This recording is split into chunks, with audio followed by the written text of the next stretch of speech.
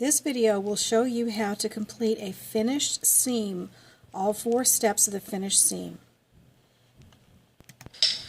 Next thing we need to do is learn how to sew a finished seam. There's 4 steps to a finished seam. So the first thing you're going to do is you're going to get 2 little pieces of fabric. These are your sample pieces of fabric. The 4 steps for a straight seam that's finished are to stitch straight, to do a row of zigzag stitches, to trim the edges, and then to use the ironing board and iron your seam nice and flat. So, first thing to do is to get your 2 pieces of fabric, and you're going to use some straight pins, and you're going to pin them together. You don't want your pins anywhere near your stitching line, so you're going to take your pins and you're going to hold your fabric pieces together like this so that they don't move. You want them to stay still, and every time when you're sewing your garments, you're going to do the same thing. You're going to pin things together so they don't move. We're going to sew here, so you put the pins over a little bit so they don't get run over. If you run over pins, chances are pretty good you can break your needle. Now, when you line up the fabric on the sewing machine, there's a line there, and it's there to show you how to line up your fabric and get a nice even seam. So let's bring this in a little bit closer so that you can see what I'm talking about. Okay, now, if you take a look at the sewing machine, there's a line right here that I'm pointing to. I've outlined it in black. That line is 5/8 of an inch away from the needle. That's what we call the standard size of a seam allowance. That's how wide or how far away from the edge you need to sew. You're going to take your fabric and you're going to line it up with that line. So the edge of the fabric here is lined up with that line. Put your presser foot down, and you're going to sew a regular seam, and remember you've got to go forward and backward to make your knot. And as you go forward, you want to make sure your fabric is lined up on that line. As long as you line it up, you should get a nice even straight seam. That's what we're looking for. When you get down to the end, you're going to slow down, you're going to go backwards again. Make a knot. Okay? When you finish, make sure that you rotate your hand wheel so that the needle comes back up all the way and the take-up lever comes up.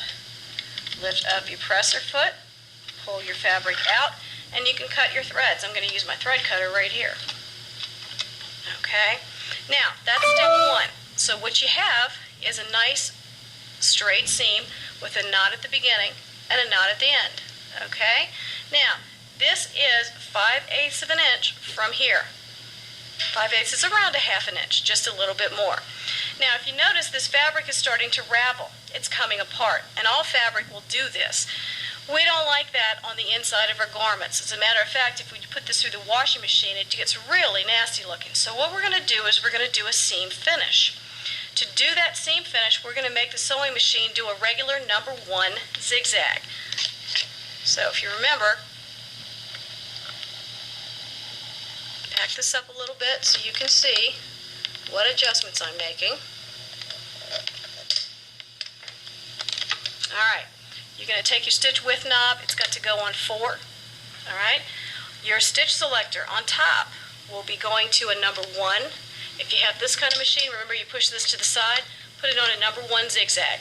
Okay, now that you're all set, what you're going to do, and we'll get back a little closer so you can see me doing this really close up.